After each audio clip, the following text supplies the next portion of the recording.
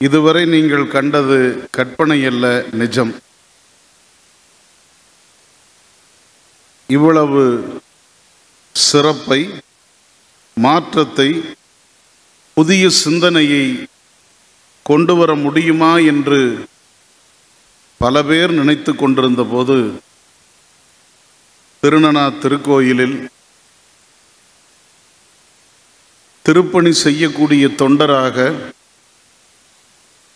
திருமுறைகளை பாடி, திருமுறைகளை நேசித்து, திருமுறைக்காகவே வாழ்க்கையை அர்ப்பணித்து தமிழ் கூறு நல்லுலகெங்கும் சுற்றித் திரிந்த ஒரு சாமானியர்தான் சரித்திர சாதனை மிக்க இந்த நிகழ்வை மாற்றி காட்டியிருக்கின்றார்.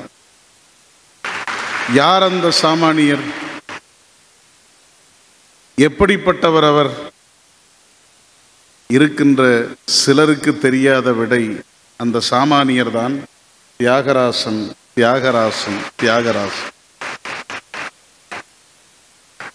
அரண்மனை அறக்கட்டளையின் செயல்பாடுகளை பற்றி நிகழ்வுரை வழங்குவதற்கு சித்தாந்த சென்னாவலர் சிவத்திரு தியாகராசனாரை திருவடி பணிந்து விண்ணப்பிக்கின்றேன். தென்னானுடைய சிவனே போற்றி, எந்நாட்டவர்க்கும் இறைவா போற்றி. நாயேனை தன்னடிகள் பாடுவித்த நாயகனை, பேயேன் எனது உள்ள பிழை பொறுக்கும் பெருமையனை, சீ ஏதும் இல்லாது என் செய்பணிகள் கொண்டருளும் தாயான ஈசற்கே சென்றுதாய் கொத்தும்பி.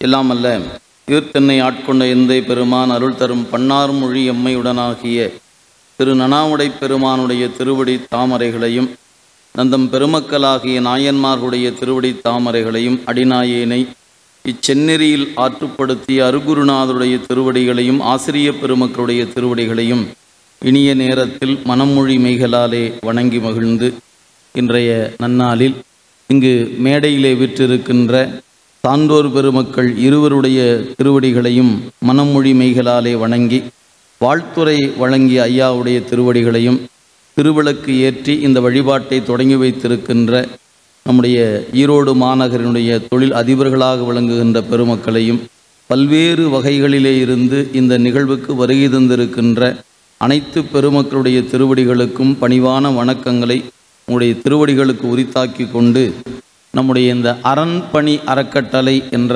அமைப்பு எதனால் தொடங்கப்பெற்றது, என்ன செய்து கொண்டிருக்கின்றோம் என்பதை பற்றி சிலவற்றை உங்களோடு காலத்துக்கு ஏற்ப அடியேன் சிலவற்றை உங்களோடு பகிர்ந்து கொள்ள முற்படுகின்றேன்.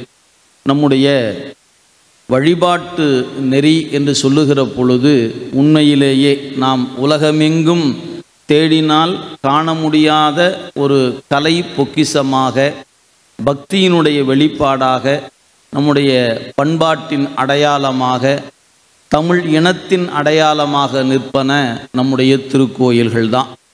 இந்த திருக்கோயில்கள் உலகமெங்கும் தேடினாலும் இதுபோன்று நாம் காண்பதற்கான வாய்ப்பு இல்லை.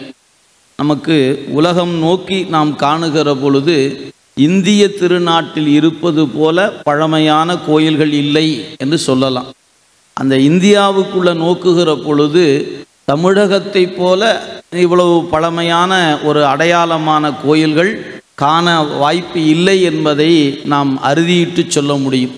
அப்படி நம்முடைய பக்தி என்ற நிலையில் உலகத்திற்கு வெறும் நாகரீகத்தை மட்டுமல்ல, அன்பை மட்டுமல்ல, பக்தி என்கின்ற ஒன்றையே உலகத்துக்கு எடுத்து கொடுத்து இறைவனிடத்தில் நாம் காட்டுகிற அன்பு என்பது தலைவன் தன்னுடைய தொண்டனிடத்தில் காட்டுகிற அன்பை போலவும், அதே சமயத்தில் ஒரு மகன் பெற்றோரிடத்தில் காட்டுகிற அன்பை போலவும், நண்பனிடத்தில் காட்டுகிற அன்பை போலவும், ஒரு மாணாக்கன் ஆசிரியரிடத்தில் கொள்கின்ற அன்பை போலவும் என்று 4 நெறிகள் நம்முடைய சைவத்தில் போற்றப்பெறுகின்றன. அதற்கு சான்றோர்கள் சரியை, கிரியை, யோகம், ஞானம் என்று 4 நிலைகளாக அதை நெறிப்படுத்தி கொடுத்தார்கள்.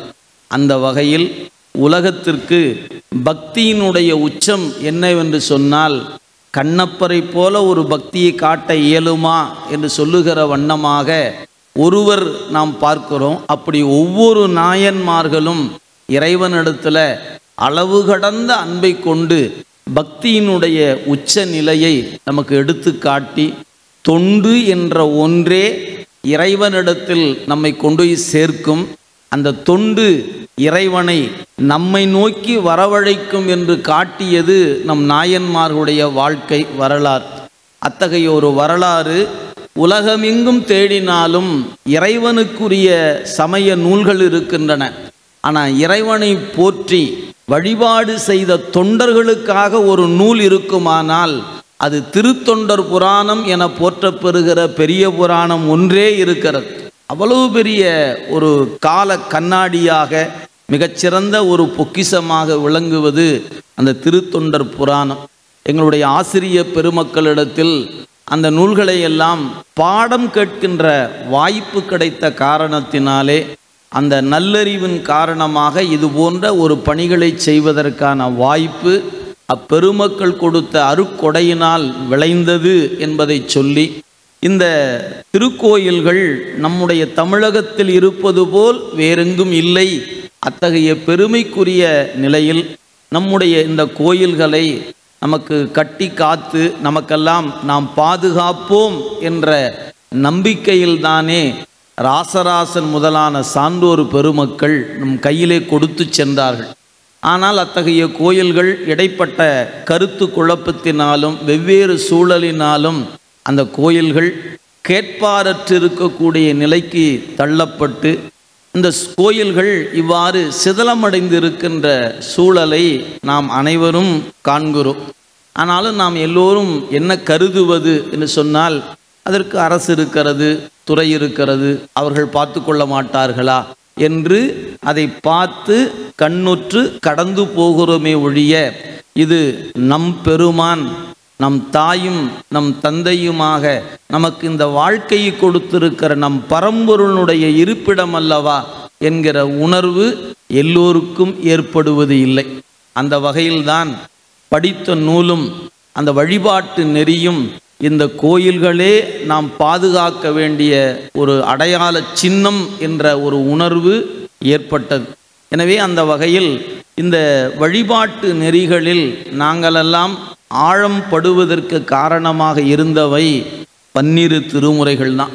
நாங்கள் படித்த அந்த தேவாரமும் திருவாசகமும் பெரிய புராணமும் போன்ற ஞான நூல்கள் இத்தகைய ஒரு கருவூலத்தை, எவ்வளவோ பெரிய தத்துவ ஞானத்தை, யாருக்கும் எட்டாதவற்றையெல்லாம் எளிதாக எட்டச் செய்யக்கூடிய வண்ணமாக கொடுத்த கொடை அந்த 12 திருமுறைகளும் 14 சாத்திரங்களும்.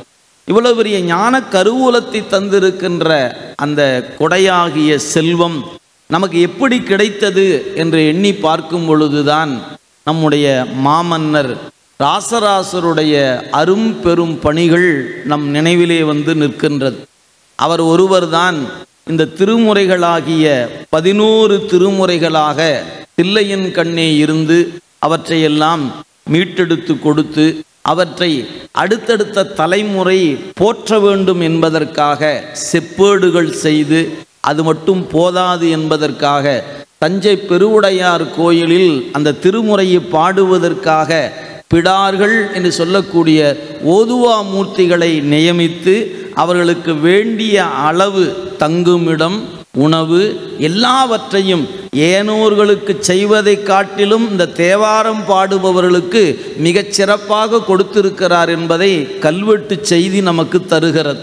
பணியாளர்களுக்கெல்லாம் நெல் கொடுக்கப்பட்டது, ஆனால் தேவாரம் பாடுகிற ஓதுவா மூர்த்திகளுக்கு படித்திரமாக அரிசி கொடுக்கப்பட்டது என்கிற செய்தி நம்முடைய கல்வெட்டு செய்தி நமக்கு உணர்த்துகிறது. ஏன்? அவர்கள் இறை தொண்டில் அந்த பக்தி பெருக்கில் அந்த ஞான பணுவலை அவர்கள் பாடி கேட்பவரையெல்லாம் கரையச் செய்து கொண்டிருக்கிறார்கள். எனவே ஒவ்வொரு உயிரையும் கடை தேற்றுகின்ற அருட்பணியை செய்து கொண்டிருப்பதனால் இந்த தேவாரமாகிய செல்வம் வெறும் செப்பேட்டில் கடந்து போய்விடக்கூடாது, இது மக்கள் வாழ்க்கையில் பின்னி பிணைந்திருக்க வேண்டும் என்று கருதி 49 ஓதுவா மூர்த்திகளை ராசராசன் ஒரு கோயிலுக்கு நியமித்திருக்கிறார். எண்ணி பார்க்க வேண்டும். இன்னைக்கு நம்முடைய 21ஆம் நூற்றாண்டில் பாடல் பெற்ற தலங்கள் என்று எடுத்துக்கொண்டால் 276 திருத்தலங்கள். எத்துணை கோயில்களில் தேவாரம் பாடுவதற்கு ஓதுவா மூர்த்திகள் இருக்கிறார்கள் என்று எடுத்துக்கொண்டால் தமிழகத்தில் இன்றைய நிலையில் மொத்தமே ஒரு 240 ஓதுவார்கள் இருந்தால் அரிது. இப்பொழுது இருக்கிறார்கள். ஆனால் நன்கு தோய்ந்து 5 ஆண்டுகள் முறையாக படித்து அதில் பயிற்சி பெற்ற ஓதுவார்கள் என்று சொல்லக்கூடியவங்க ஒரு 150 பேர் இருந்தால் அரிது. நீங்கள் எண்ணி பார்க்க வேண்டும்.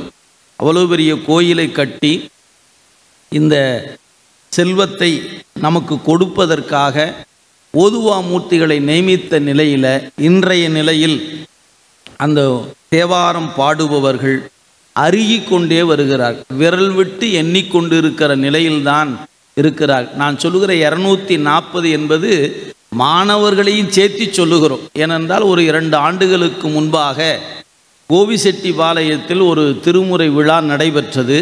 அதில் எல்லா ஓதுவா மூர்த்திகளும் வர வேண்டும் என்று அழைப்பு கொடுத்த பொழுது மொத்தமே 240 பேர் பாடுபவர்கள், பாடுகிறவர்கிட்ட பயிற்சி எடுத்துக்கொள்ளக்கூடிய மாணாக்கர்கள் என்று ஒரு 240 பேர் தான் மொத்தமே கலந்து கொண்டார்கள் என்று எண்ணி பார்க்கும் பொழுது அந்த தேவாரமாகிய அருட்செல்வத்தை நாம் அடுத்த தலைமுறையில் பின்பற்றுவதற்கு, அதை கொடுப்பதற்கு கோயில்தான் அதற்கு இடமாக இருந்தது.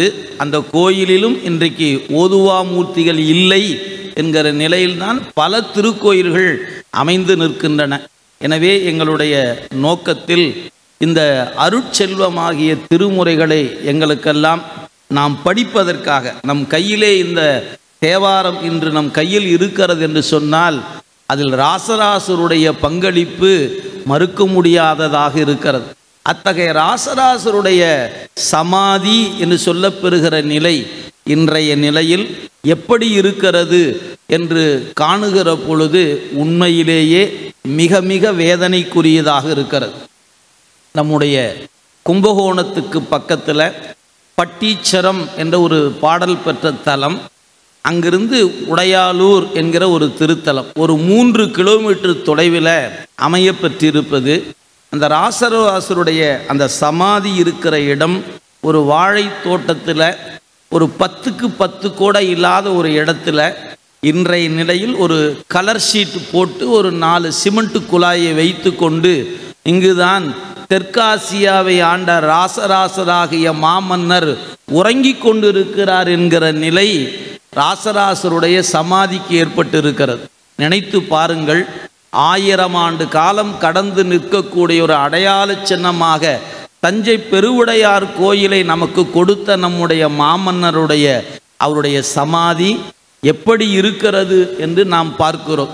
அந்த சிவலிங்கம் சாய்ந்திருந்த நிலையில் ஒரு வாய்ப்பை அந்த கண்ணுதர் பெருமான் எங்களுக்கெல்லாம் கொடுத்தார். எனவே நீங்கள் பார்க்கக்கூடிய அந்த சாய்ந்த சிவலிங்கத்தை நேராக நிமிர்த்தி வைக்கக்கூடிய வாய்ப்பு 2016ஆம் ஆண்டு சில அடியார் பெருமக்களுக்கு வாய்க்க பெற்றது. அந்த பணியில் நாங்களும் பங்கெடுத்து கொள்ளக்கூடிய வாய்ப்பை இறைவன் கொடுத்தான். எனவே அந்த சிவலிங்கத்தை நேராக நிமிர்த்தி வைத்து ஒரு வழிபாடு செய்து எப்படியாவது அவருடைய பள்ளிப்படை கோயிலை சிறப்பான முறையில் அமைத்துவிட வேண்டும் என்று கருதி அதற்குரிய அனைத்து வகையான வரைபடங்களையும் ஒவ்வொரு கட்டமான செய்ய வேண்டிய பணிகளை எல்லாம் செய்து கொடுத்த பொழுது ஏனோ தெரியவில்லை, இறைவன் திருவுள்ள சம்மதம் இன்னும் அதற்கு அருள் செய்யலை. நம்ம யாரையும் குறை சொல்லி பயனில்லை. திருவருள் சம்மதம் இன்னும் கிடைக்காத காரணத்தினால கடந்த அரசு, நிகழ்கால அரசு, எந்த அரசும் ராசராசனுடைய கோப்புகளை வாங்கி பத்திரமாக வைத்து கொள்கிறார்களே ஒழிய கையொப்பம் விடுவதற்கு அவர்களுக்கு உண்மையிலேயே திருவருள் வாய்க்கவில்லை. நான் அவ்வளோதான் நாம சொல்லணும், வேற ஒன்றும் சொல்வதற்கு இல்லை.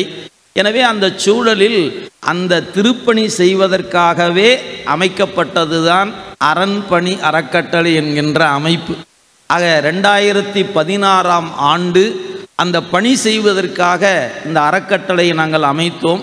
ஒரு 5 ஆண்டு காலமாக அதுக்கான முயற்சிகள் எடுத்து பார்த்து ஒருவாறு எந்த விடையும் கிடைக்காத ஒரு சூழலில் அந்த பெயர் மட்டுமே வைத்து கொண்டிருந்தோம். அந்த சூழலில்தான் நம்முடைய நுண்கிருமியினுடைய தொற்று காரணமாக எல்லாரும் வீடுகளில் முடங்கி கிடந்த காலத்தில் வலைத்தளங்களில் சிவலிங்க திருமேனிகள் ஆங்காங்கு குளக்கரை, முட்புதர், வயல்வெளி, சாலை ஓரங்களில் கிடக்கக்கூடிய சூழலை எல்லாம் கண்ணுற்று எதையாவது செய்ய வேண்டுமே, இதற்கெல்லாம் ஒரு தீர்வு வேண்டுமே என்று கருதிய பொழுதுதான் நாங்களுடைய அறங்காவலர் குழுவை சார்ந்த பெருமக்கள் எல்லோரும் ஒன்று கூடி இதை எப்படியாவது செய்ய வேண்டும். ஏன்னா 1, 2 என்று சொன்னால் அந்த குழுவில் இருக்கிற அன்பர்களே செய்து முடித்து விடலாம். ஏன்னா எல்லாரும் நல்ல செல்வ செழிப்பில் நிற்கக்கூடியவர்கள்தான் அறங்காவலர் குழுவில் அரண்பணி அறக்கட்டளையில் இருக்கிறார்கள்.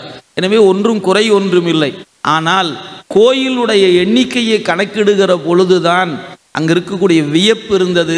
எனவே ஒரு தனி மனிதனாக ஒரு தனி அமைப்பாக செய்வதை காட்டிலும் ஒரு மூட்டை தூக்குகிற ஒரு தொழிலாளியாக இருந்தாலும் ஒரு சாதாரண ஒரு பணி செய்கிற அன்பராக இருந்தாலும் இவர்களையெல்லாம் இணைத்து கொண்டு இந்த ஒரு மாற்றத்தை செய்தால் என்ன என்று கருதிய நிலையில்தான் நாங்கள் மாதம் 100 ரூபாய் ஒரு அன்பர் கொடுத்து அதன் தொகையை கொண்டு எங்கெல்லாம் வெட்ட வெளிகளில் சிவலிங்க திருமேனிகள் இருக்கிறதோ அங்கெல்லாம் அந்த சிவலிங்க திருமேனிக்கு ஒரு மேடை அமைத்து ஒரு கூரை அமைத்து கொடுத்து அந்த திருமேனியை வழிபாட்டுக்கு கொண்டு வர வேண்டும் என்று கருதித்தான் எங்களுடைய பணி தொடங்க பெற்றது. கடந்த 2021 ஜனவரி மாதம் நாங்கள் அதுக்கு ஒரு தேதி வைத்திருந்தோம். ஏன்னா ஒரு சிவப்பணி, இதை செய்வதற்கு அன்பர்களுக்கு ஒரு தீவிரமான சிந்தனை வேண்டும். ஏதோ இந்த மாதம் கொடுத்தோம், அப்புறம் கொடுக்கலாம், வேண்டாம் இல்லைன்னா விட்டுடலாம் அப்படின்னு கருதாமல் எல்லோரும் கொடுக்கணும்னு ஒரு நினைப்பு வரணும். அந்த கொடுக்க வேண்டும் என்று கருதுகின்றவர்கள் எவ்வளவு காலம் கொடுப்பது அப்படின்னு ஒரு கேள்வி எழுந்தது. நாங்கள் சொன்னோம், உயிருள்ள வரைக்கும் கொடுக்க வேண்டும் அப்படின்னு சொன்னோம். 100 ரூபாய் ஒரு நபர் கொடுக்க வேண்டும். அந்த 100 ரூபாயை ஆங்கில தேதியின் அடிப்படையில் 10ஆம் தேதிக்குள்ளே கொடுத்து விட வேண்டும். எவ்வளவு நாள் கொடுப்பது? உயிருள்ள காலம் வரை கொடுப்பது என்று சொல்லி அந்த காலகட்டத்தில் அந்த வாட்ஸ்அப் குழு போன்றவற்றின் மூலமாக குறுஞ்செய்திகளை எல்லாம் அனுப்பி கொடுத்தோம். உண்மையிலேயே நாங்கள் எதிர்பார்த்தது ஒரு 1000 தொண்டர்கள் இந்த பணியில் சேருவார்கள். எனவே மாதத்துக்கு 1 லட்சம் ரூபா கிடைக்கும். எனவே இந்த சிவலிங்க திருமேனிகள் ஒரு 25,000 30,000 ரூபா ஆகுது ஒரு கூரை அமைப்பதற்கு. எனவே மாதத்துக்கு 3 அல்லது 4 கூரைகள் அமைக்கலாம் என்று கருதி நாங்கள் அறிவிப்பு கொடுத்திருந்தோம். ஜனவரி மாதம் 10ஆம் தேதி இரவு 10 மணிக்குள் எத்தனை அன்பர்கள் சேருகிறார்கள் என்று ஒரு கணக்கு வேண்டும் என்று எங்களுடைய தொடர்புடைய தொண்டர்கள் வழியாக அந்த செய்தியை கொடுத்திருந்தோம். அப்படியே ஒவ்வொரு அன்பராக கூப்பிட்டு செய்தி சொல்லி கொண்டு வருகிறார்கள். இவர்கள் இத்தனை பேர் என்று எல்லாத்தையும் முடித்து விட்டு நாங்கள் கணக்கு பார்க்கும் பொழுது முதல் பணியாக ஜனவரி மாதம் 10ஆம் தேதி இரவு 2021 அன்றைய நாளில் 6400 பேர் 100 ரூபாய் கொடுப்பதற்கு முன் வந்திருந்தார்கள். உண்மையிலேயே எங்களுக்கு ஒரு பெரிய வியப்பு. ஒரு 1000 பேர் கிடைச்சா போதுங்கிற இடத்துல 6400 பேர் 100 ரூபா கொடுக்க முன் வந்திருக்கிறார்களே. அப்போ நாங்கள் என்ன கருதினோம், இறைவன் வெறும் கூரை மட்டும் அமைக்க வேண்டும் என்று சொல்லவில்லை, இன்னும் கூடுதலாக ஏதோ ஒரு பணியை செய்ய சொல்லுகிறார் என்று நினைந்தோம். எனவே கூரையில் இருக்கக்கூடிய அந்த ஏற்கனவே அன்பர்கள் கூரை அமைத்து கோயில் கட்ட முடியாது இருப்பார்களானால் அவர்களுக்கு ஒரு கருவறை, ஒரு அர்த்த மண்டபம், ஒரு விமானத்தை கட்டி கொடுத்து விடலாம் என்று சொல்லி நாங்கள் 2வது மாதம் போகிற பொழுதே 2வது திட்டத்துக்கு வந்துட்டோம். எனவே கூரை அமைப்பது முதல் திட்டமாக வைத்தோம். அடுத்து கோயில் கட்டி கொடுப்பது என்று 2வது மாதம் வந்தோம். பிப்ரவரி மாதம் 10ஆம் தேதி வருகிற பொழுது எல்லாரும் அன்பர்கள் நோட்டில் எழுதுவாங்க, இந்த பணம் எப்படி வாங்கணும் அப்படின்னு கேட்டால், நான் இப்போ போய் ஒரு அன்பரை பார்க்குறேன், அவர் ஒரு 100 ரூபா தருகிறேன் என்று சொன்னால் அவருடைய பெயர், முகவரி முதலானவற்றை எழுதி கொண்டு கையில் வாங்கிக்குவாங்க. இந்த மாதம் எத்தனை பேர் சேர்ந்துருக்காங்களோ அந்த 10ஆம் தேதிக்குள்ளே தகவல் கொடுக்கணும். இப்படி அந்த பிப்ரவரி மாதம் 10ஆம் தேதி வருகிற பொழுது 6400 என்ற எண்ணிக்கை 8000 பேராக இருந்தது. சரி, பெருமான் இன்னும் பத்தலை, வேற ஏதோ செய்ய சொல்லுகிறார் என்று கருதிய பொழுதுதான் 500 ஆண்டுகளுக்கு முற்பட்ட பழமையான கோயில்களை பழமை மாறாமல் அந்த கோயிலை பாதுகாக்க வேண்டும் என்று 3ஆவதாக ஒரு திட்டத்துக்கு வந்தோம். அதுதான் இன்றைக்கி 3 வகையாக எங்களுடைய பணிகளை நாங்கள் அமைத்து கொண்டோம். இந்த பணிகள்லாம் செய்து வர வர மாதந்தோறும் எண்ணிக்கை கூடிக்கொண்டே வந்தது. அந்த வகையில்தான் இன்றைய நிலையில் நான் சொல்லுவது ஒரு தோராயமான ஒரு கணக்கீடு சொல்ல வேண்டும் என்றால், முதல் திட்டத்தில் இன்று வரை 121 சிவலிங்க திருமேனிகள் மேடை அமைத்து கூரை அமைத்து கொடுத்துக்கிற பணியை அரண்பணிக்கு இறைவன் கொடுத்திருக்கிறார். 2ஆவதாக கூரையில் இருக்கக்கூடிய அந்த சிவலிங்க திருமேனிக்கு கோயில் அமைத்து கொடுக்கக்கூடிய 2வது திட்டத்தில் 21 கோயில் திருப்பணிகள் நடைபெற்று கொண்டிருக்கின்றன. அதில் 10 கோயில்கள் திருப்பணிகள் நிறைவு பெற்று குடமுழுக்கு விழா நிறைவு பெற்று விட்டது. 3ஆவதாக பழமையான கோயிலை பழமை மாறாமல் புதுப்பிப்பது என்கிற முறையில் 35 கோயில்களுடைய திருப்பணிகள், அதில் 15 கோயிலுடைய திருப்பணிகள் நிறைவு பெற்று விட்டன. மீதி எஞ்சிய கோயில் பணிகள் இப்பொழுது நடைபெற்று கொண்டு இருக்கிறது. இவை தவிர்த்து சில கோயில்களில் மின் சாதனங்கள் வாங்கி கொடுப்பது, வண்ணம் பூசி கொடுப்பது, சுற்றுச்சுவர் அமைத்து கொடுப்பது, கீழ்த்தளம் அமைத்து கொடுப்பது என்று ஏறத்தாழ இன்றைய நிலையில் 52 திருக்கோயில்களுக்கு திருப்பணி செய்யப்பட்டிருக்கிறது. இந்த அறிக்கையினுடைய அடிப்படையில் சொல்ல வேண்டும் என்றால், இதுகாரம் 230 பணிகள் அரண்பணி அறக்கட்டளையின் வாயிலாக 3 ஆண்டுக்குள் செய்யப்பட்டிருக்கிறது. இவையெல்லாம் உங்களை போன்று இருக்கக்கூடிய சிவனடியார்களும் சாதாரண நிலையில் பணி பண்ணுகிற தொண்டர்களும் கொடுத்த அந்த 100 ரூபாயில் இத்துணை பணிகளும் நடைபெற்று கொண்டிருக்கின்றன. அன்பர்களே, இந்த ஆலய பணியில் பல்வேறு வகையான நடைமுறை சிக்கல்கள் இருக்கின்றன. அதையெல்லாம் எப்படி எதிர்கொள்வது என்று சொன்னால், நாங்கள் எந்த கோயிலிலும் எங்கள் பெயர் வராது. நீங்கள் போய் பார்த்தீங்கன்னா அந்த கோயிலில் அரண்பணி அறக்கட்டளை என்கிற பெயர் இருக்காது. காரணம் என்னன்னு கேட்டால், அந்த கோயில் திருப்பணி செய்ய வேண்டும் என்று கருதுகிற பொழுதே அந்த கிராமத்து மக்களை கூட்டி அவங்கள்ட்ட ஒரு ஆலோசனை கூட்டத்தை கூட்டி அவங்ககிட்ட கோயில் இப்படி இருந்தால் ஊர் நன்றாக இருக்காது, கோயில் நன்றாக இருந்தால்தான் ஊர் நன்றாக இருக்கும், நாம் நன்றாக இருப்போம் என்று அவங்ககிட்ட ஒரு ஆலோசனை கூட்டத்தை நடத்தி அவங்கள யாரேனும் முன்வருகிற பொழுது அவங்க பெயரில் அனுமதி வாங்குவது. நாம் நேரடியாக அனுமதி வாங்க முடியாது. கிராமத்து மக்கள் நான் விநாயகர் சன்னதி செய்து தருகிறேன், நான் சுவாமி சன்னதி செய்து தருகிறேன் என்று அவர்கள் அரசுக்கு கடிதம் கொடுக்க அவர்கள் அனுமதி வாங்கிய பிறகு அந்த அன்பரின் பெயரில் அரண்பணி அறக்கட்டளை பணி செய்து கொண்டிருக்கிறது. எனவே நீங்கள் அரசாங்கத்தின் கெஜெட்டில் போய் பார்த்தீங்கன்னா எங்கள் பேர் எங்கேயுமே இருக்காது. சிவபெருமான் கெஜெட்டில் தான் எங்கள் பேர் இருக்குமே ஒழிய அரசின் பணியில் இருக்காது. ஏன்னா இது அவருக்காக செய்கிற பணி இது. எனவே எந்த நோக்கத்திலும் எங்கள் பெயர் வர வேண்டும் என்று நாங்கள் குறித்து இந்த பணியை செய்யலை. ஏன்னா இது ஒருவர் செய்கிற பணி அல்ல, இன்றைய நிலையில் 20,000 தொண்டர்கள் கூடி செய்கிற பணி.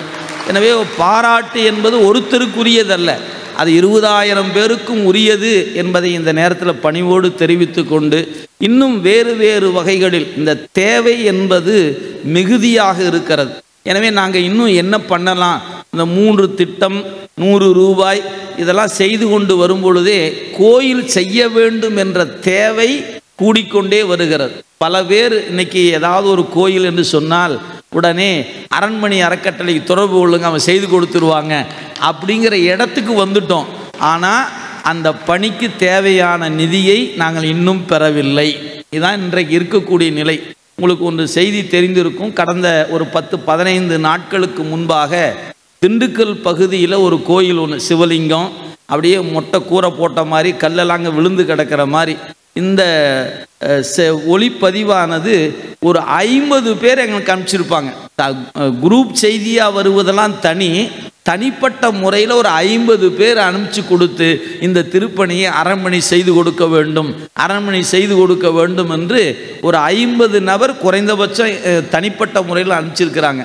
அப்போ தான் தெரிந்து கொண்டோம், அதாவது ஒரு சிதலமடைந்திருந்தால் அதை அரண்மனை செய்யும் என்ற இடத்துக்கு நம்ம வந்துட்டோம்னு தெரிஞ்சுக்கிட்டோம். இந்த 3 ஆண்டில் என்ன வந்திருக்கிறோன்னு கேட்டால், அட சிதலம் அடைஞ்சிருக்குதா, கூப்பிடியா, அவங்ககிட்ட சொல்லியா, அவங்க பார்த்துக்குவாங்க அப்படிங்கிற இடத்துக்கு வந்துட்டோம். ஆனால் நமக்கு இருக்கக்கூடிய இன்றைய நிலையில் நடைபெற்று கொண்டு இருக்கிற பணிகள் மாணிக்கவாசக பெருமான் திரு அவதாரம் செய்திருக்கின்ற திருவாத ஊரில் ஒரு பெரும் பணியை செய்து கொண்டிருக்கின்றோம். அதாவது திருவாசகத்தை தந்த மணிவாசக பெருமான் அவதரித்த அந்த மண்ணில் நாள்தோறும் திருவாசகம் ஓத வேண்டும் என்ற நிலையில் ஒரு அரங்கும், அடியார்கள் சென்றால் தங்கி அவங்க படித்து கொண்டு வருவதற்கு ஏற்ப ஒரு தங்கு விடுதியும், திருவாசகம் படிப்பதற்கான ஒரு அரங்கமும், ஏறத்தாழ அது பெரும் பொருட்செலவில் அந்த பணி நடைபெற்று கொண்டு இருப்பதனால சிறு சிறு பணிகளுக்கு எங்களால் நிதியை ஒதுக்கி கொடுக்க முடியல. அப்படிலாம் நாங்கள் சிந்திக்கும் போது தான் வெவ்வேறு வகையாக இந்த பணியை நாங்கள் செய்து கொண்டு இருக்கிறோம். அதில் ஒன்றை சொல்ல வேண்டும் என்றால், எங்களுக்கு ரொம்ப நெருக்கமான அன்பர்கள் யாரேனும் வந்து ஐயா திருமணம் வைத்திருக்கிறோம் அப்படின்னு பத்திரிக்கை கொடுக்க வந்தாங்கன்னா அவங்கள பிடிச்சி உட்கார வச்சு, ஐயா நீங்கள் கல்யாணத்துக்காக எத்தனையோ செலவு பண்ண போகிறீங்க, மேடை அமைப்பதற்கு மட்டும் நம்ம கொங்கு நாட்டில் குறைந்தபட்சம் இரவுக்கு 10 லட்சம், காலையில் 10 லட்சம், சும்மா 2 மணி நேர காட்சிக்கு, வீடியோ காட்சிக்கும் ஃபோட்டோகிராஃபருக்கும் எடுக்கிறதுக்கு முதல் நாள் இரவு ரிசப்ஷனுக்கு காட்டுகிற அந்த காட்சி அமைப்புக்கு ஒரு 10 லட்சம் ரூபா, காலையில் முகூர்த்தத்துக்கு ஒரு 10 லட்சம். ஸோ 20 லட்சம் ரூபா என்பது நம்ம கொங்கு நாட்டில் மணமேடைக்காக மட்டும் செலவு பண்ணுறோம். ஆனால் நீங்கள் ஒரு 10 லட்ச ரூபா செலவு பண்ணிங்கன்னா ஒரு கோயிலில் ஒரு கருவறையும் ஒரு விமானத்தை கட்டி கொடுத்துடலாம். குறைஞ்சபட்சம் 100 வருஷத்துக்கு இருக்கும். இது நம்ம சொல்லலை, நம்ம மக்களுக்கு சொல்லலை. எனவே எங்கள் சைவ சித்தாந்தம் சொல்லும், உயிர்கள் அறிவித்தால்தான் அறியும், தானாக அறிந்து கொள்ள முடியாது. எனவே இந்த அறிவிக்கிற வேலையாவது நாம் செய்வோமே என்று எடுத்துக்கொண்டு எங்களோடு தொடர்புடைய அன்பர்கள் சிலவற்ற தொடர்ந்து அதுபோல் முயற்சி எடுத்துக்கொண்ட பொழுது அதுக்கு தகுந்த பயனும் எங்களுக்கு கிடைத்தது. ஒரு சில அன்பர்கள் ஒரு கோயிலை முழுமையாக எடுத்துக்கொண்டார்கள். அப்படியே ஒரு 18 லட்ச ரூபா ஒரு கோயில் ஒரு அன்பர் முழுசாக எடுத்துக்கிட்டார். 15 லட்ச ரூபா ஒரு கோயில் முழுசாக ஒரு அன்பர் எடுத்துக்கிட்டார். சில பேர் 5 லட்சம் ரூபாய் ஒரு கருவறைக்காவது கிடைத்ததே என்ற முறையில் இன்று வரை நாங்கள் அந்த வகையிலும் சில பணிகளை எடுத்துக்கொண்டு செய்து கொண்டிருக்கின்றோம். எனவே ஏதாவது ஒரு வகையில் நம்முடைய அடையாளமாக இருக்கக்கூடிய இந்த திருக்கோயில்களை எப்படியாவது பாதுகாக்க வேண்டும், அடுத்த தலைமுறையில் நல்லபடியாக கொடுத்து செல்ல வேண்டும் என்பதுதான் எங்களுடைய நோக்கமாக இருக்கிறது. நாம் ஒரு தொழில் நடத்துகிறோம், அந்த நிறுவனத்தை நாம் வாழ்கிற காலம் மட்டும் நடத்தினா போதும் நினைப்பதில்லை. நம்ம பையனோ நம்ம பேரனோ பேத்தியோ வந்து அதை நடத்தணும்னு நினைக்கிறோம். அந்த நிறுவனம் அவர்கள் நீங்கள் பட்ட பாடு அவங்களுக்கு தெரியாது, எல்லாம் செஞ்சு கொடுக்குறோம். அவங்க ஜாலியாக கொண்டு போய் அதை சேர்க்கலாம், சேர்க்காமலும் போகலாம். ஆனால் நம்முடைய முன்னோர்கள் நாம் பாதுகாப்போம் என்ற நம்பிக்கையில் தான் திருக்கோயிலை நம் கையில் கொடுத்து சென்றிருக்கிறார்கள். எனவே அந்த இடத்தில் அந்த பணியை செய்ய வேண்டும் என்று கருதித்தான் அரண்பணி அறக்கட்டளை இந்த பணியை செய்து கொண்டிருக்கிறது. எனவே அன்பர் பெருமக்களே, இந்த பணியில் வரும்போது வெவ்வேறு வகையான அனுபவங்கள், இந்த சிவலிங்க திருமேனிகளை நாங்கள் எடுத்து வைக்கக்கூடிய அந்த பணியில் ஈடுபடும் போது தான் எங்களுக்கு ஒரு அன்பர் கிடைத்தார். சிவசங்கரன் என்று அவர் பெயர். இந்த மேடைக்கு அவர் வர இருக்கிறார். தன்னுடைய அனுபவத்தை ஒரு சில நிமிடங்களில் சொல்ல இருக்கின்றார். ஒரு முறை நீங்கள் கடந்த தீபாவளியின் பொழுது, இப்போ 23, 22ஆம் ஆண்டு தீபாவளியின் பொழுது கரூர் பகுதியில் வயல் பகுதிகளில் ஒரு சிவலிங்கம் கண்டெடுக்கப்பட்ட காட்சி அனைத்து தொலைக்காட்சிகளிலும் உங்களுக்கு தொடர்ந்து நீங்கள் பார்த்துருப்பீங்க.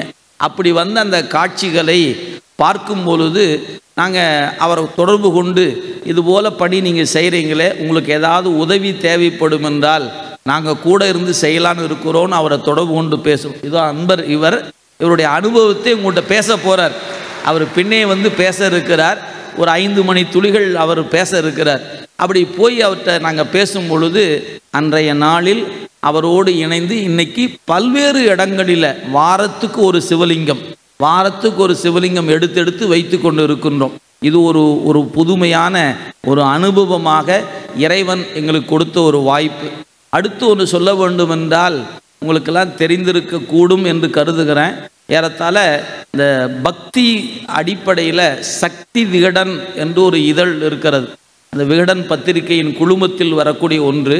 சில ஆண்டுகளுக்கு முன்பாக ஒரு கோயில் திட்டக்குடி பக்கத்தில் வையம்குடி அப்படின்னு ஒரு திருத்தலம். அந்த திருத்தலத்தில் ஒரு பெண் திருப்பணிக்காக முன்னெடுத்திருக்கிறார்கள். அந்த பெண் அதுக்கு தலைப்பே அந்த ஆசிரியர் எப்படி கொடுத்திருந்தார் தெரியுங்களா? திருப்பணி நிறைவு செய்த பின் தான் திருமணம் என்று தலைப்பு கொடுத்து ஒரு சிவாலயத்தை அதில் புகைப்படமாக கொடுத்திருந்தார். எங்களுடைய சூழல் அந்த காட்சியை பார்க்கும்போது எங்களால் பங்கெடுத்து கொள்ள முடியல. ஏன்னா அந்த காட்சி நாங்கள் பார்த்தபோது 2021 அந்த காட்சி ஏன்னா அப்போ தான் நாங்கள் திருப்பணிக்குள்ளேயே உள்ளே வரோம். எனவே இந்த கோயில் செய்தியை அறிந்த பொழுது எங்களால் ஒன்றும் செய்ய முடியல. நாங்களும் அப்படியே கடந்து வந்துட்டோம். ஆனால் கடந்த ஒரு 3 மாதத்துக்கு முன்பாக அந்த பகுதிக்கு போகக்கூடிய ஒரு வாய்ப்பு கிடைத்தது. அந்த வாய்ப்பு கிடைத்த பொழுது அங்கு ஏற்பட்ட ஒரு அனுபவம். அந்த பெண், அந்த அம்மையார் இன்னைக்கு இந்த விழாவிற்கு வந்திருக்கிறார்கள். ஏதோ அவர்கள் இங்கே முன்னாடி நிற்க போகிறாங்க. அவங்க தன் அனுபவத்தை ஒரு 5 நிமிடம் உங்கள்கிட்ட பேச இருக்கிறாங்க. இவங்க தான் அந்த கோயில் அந்த சிவாலய திருப்பணியை முடிக்காமல் திருமணம் செய்து கொள்ள மாட்டேன் என்று வயது 31 வயது. இப்போ அவங்களுக்கு இந்த அம்மையாருக்கு வயது 31 வயது. அவங்க தாயும் தந்தையும் அந்த கிராமத்தில் விவசாய தொழிலுக்கு கூலி வேலைக்கு செல்பவர்கள், மறந்துடாதீங்க. அவங்க தன் அனுபவத்தை சொல்ல இருக்கிறார்கள். அதே போல் நம்முடைய சேரநாடு என்று சொல்லக்கூடிய கேரள பகுதியில் ஒரு சிவலிங்கம் வயலில் இருக்குது, எடுத்து வைக்கணும்னு நம்ம குழுவை சார்ந்த நண்பர்கள் போனாங்க. அங்கே போன பொழுது அங்கே இருக்கலாம் ஏதோ சிவலிங்கத்தை திருட வந்துட்டாங்க அப்படின்னு நினச்சி வேறு வகையில் ஒருவாறு வந்தாங்க. அப்புறம் அங்கே இருக்கக்கூடிய சில அன்பர்கிட்ட பேசி நாங்கள் அதுக்காகலாம் வரல, நாங்கள் அந்த சிவலிங்கத்தை நிமிர்த்தி வழிபாட்டு கொண்டு வருவதற்காக வந்திருக்கிறோன்னு சொன்ன பொழுது அந்த இடத்தில் ஒரு அன்பருடைய அறிமுகம் கிடைத்தது. அதன் பிறகு அந்த அன்பர்கள் வழியாக நாங்கள் ஒரு செய்தியை அறிந்து கொண்டோம். என்ன செய்தி என்றால் 9ஆம் நூற்றாண்டில் கேரள மாநிலம், இன்றைக்கி அது கேரள மாநிலம், அது பண்டைய தமிழகம்.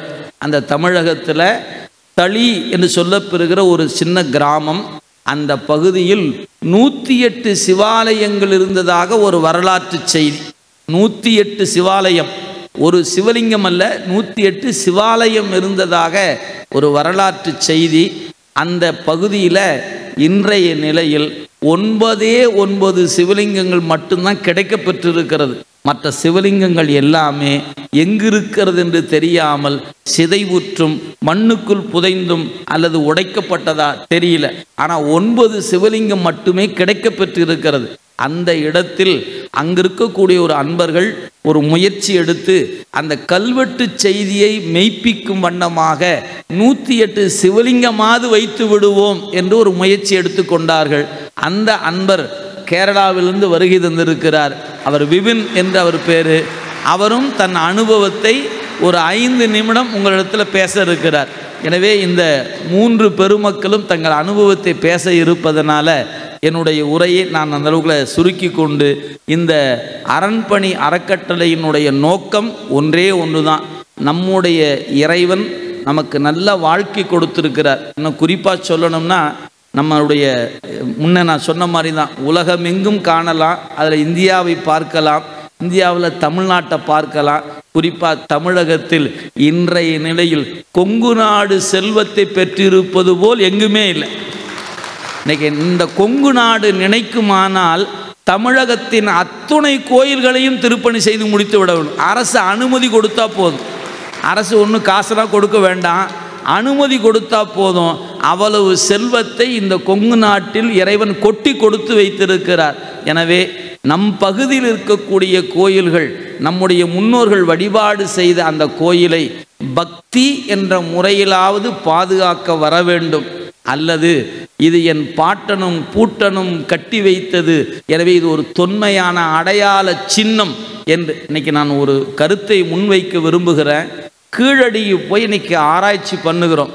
2000 ஆண்டுக்கு முன் இதோ ஒரு மண் பானையினுடைய எச்சம் இருக்கிறது, உடைந்திருக்கிறது, அதை எடுத்து வச்சு கண்ணாடி படைக்குள் வைத்து கொண்டு 2000 ஆண்டுக்கு முற்பட்டது அப்படின்னு சொல்லி கண்ணாடி படைக்குள்ள வச்சு பாதுகாக்கிற நமக்கு கண்ணுக்கு முன்னாடி 1000 வருஷமான கோயில் நிற்குதே, ஏன் பாதுகாக்க தெரியவில்லை என்று தெரியவில்லை.